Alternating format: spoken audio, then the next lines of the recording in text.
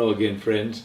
I have a presentation today based on a question that was submitted as to whether a person who commits suicide will go to heaven. And that question is one that has perplexed Christians for many, many years.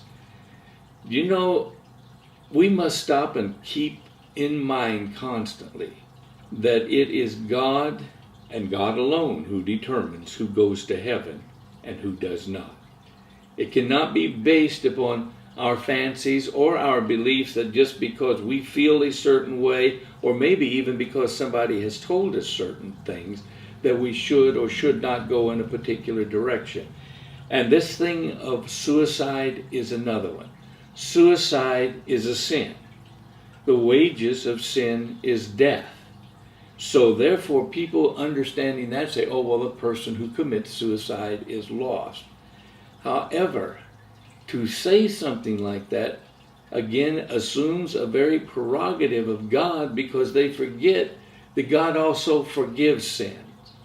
And they say, oh, well, they don't forgive their sins because they don't confess their sins.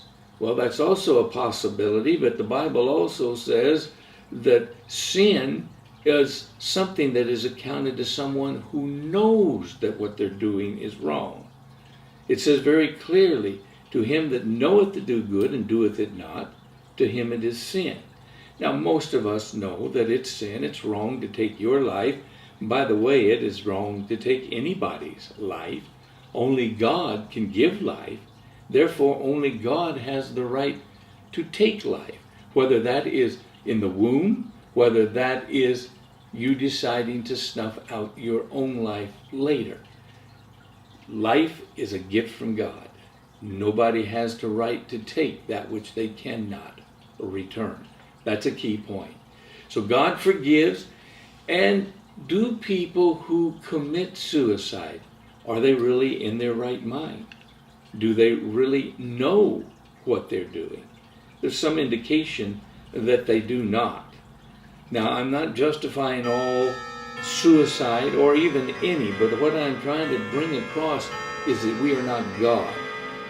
I know of a person, a very dear man, and this man was a great theologian, and for years, one of his books were used in colleges and universities around the world, actually.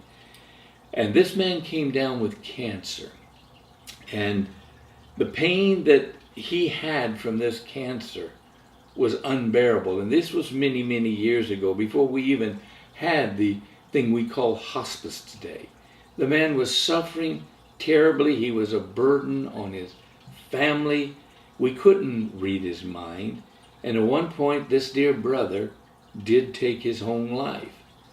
Now, as a result of that, all of these Christian institutions pulled this man's book from all of those schools because he committed suicide. So now the question is, did that act nullify the truth that was in that book previous to that? Did that book change in any way? It did not. What caused him to do that was these people's belief that he committed a sin and therefore his book couldn't be there. But those people did not know the pain that this brother was in. They did not know his mind. They did not know anything about him, and so they tended to condemn him. Friends, God only has the right to condemn. We do not. And so, yes, suicide is a sin, no question. But is it a sin that a person is aware of that it's a sin? And if a person is dying, this is a whole other area that we can't get into today, but are we bound to have to put them on life support and just let them live through a machine?